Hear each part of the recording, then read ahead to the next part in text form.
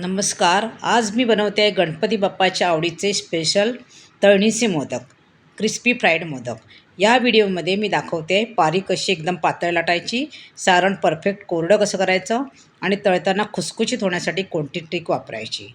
आपल्याला त्याच्यासाठी साहित्य लागणार आहे 3 वाटी मैदा, 3 वाटी रवा. आपल्याला हे दोन्ही समप्रमाणात घ्यायचं आहे. समप्रमाणात घेतल्यामुळे ते व्यवस्थित कुरकुरीत होतात. नंतर आपल्याला थोडंसं मीठ घालायचं आहे आणि ह्याच्यात आपल्याला हे सगळं मिक्स करून ह्याच्यात महत्त्वाची ट्रिक तर काय, हे आपलं जे गरम तेल आहे ना मोहन, ते बरोबर आपल्याला आता हे 3 वाटे आहे ना, तर 4 पट म्हणजे 12 चमचे आपले जे पोह्याचे चमचे आहेत ना, पोहे कायचे चमचे, त्याच्यानं आपल्याला ते घालायचे आहेत. 3 म्हणजे 4 पट घालायचे. ओके. आणि त्याला आपण बघा व्यवस्थित त्याला प्रत्येक पिठाला व्यवस्थित तो चोळला गेला पाहिजे.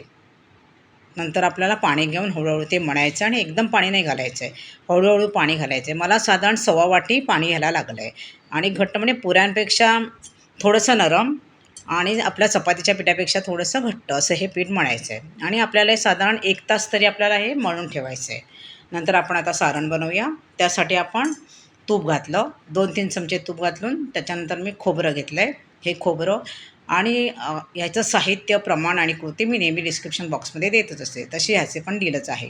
नंतर आपण जे ओलं खोबरं आहे ना, त्याच्या अर्धा आपल्याला गूळ टाकायचं आहे. गूळ तुम्ही किसूनच घ्या, म्हणजे त्याचं प्रमाण व्यवस्थित होतं. नंतर हे व्यवस्थित, हे बघा व्यवस्थित कोरडं करायचं आहे आपल्याला. आता आपल्याला वेलची पावडर घालायची आहे आणि हे जायफळ किसून घालायचं आहे.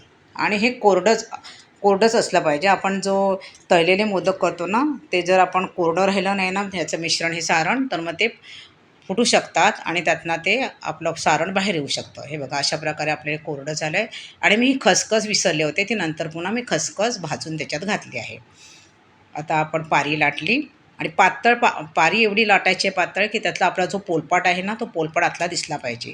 अशा प्रकारे आपण पारी पातळ लाटून घ्यायची आहे. नंतर ती व्यवस्थित आपल्याला मोदकाचा आकार देऊन, हे बघा अशा प्रकारे आपण सारण भरून त्यातला मोदकाचा आकार दिला. अशा प्रकारे आपण मोदक करून घ्यायचे आहेत. आणि ते पहिल्यांदा आपण तेल जे आहे ना, ते जरा कडक हाय फ्लेमवर ठेवायचं. आणि एकदा का आपले सेट झाले मोदक त्याच्यात, की आपल्याला फ्लेम त्याची कमी करायची, मंद फ्लेमवर ठेवायची. अशा प्रकारे बघा सोनेरी रंगावर आपल्याला हे तळून घ्यायचे आहेत. झाले आपले मोदक क्रिस्पी फ्राईड मोदक तयार. बघा कसे वाटत आहेत तुम्हाला मोदक.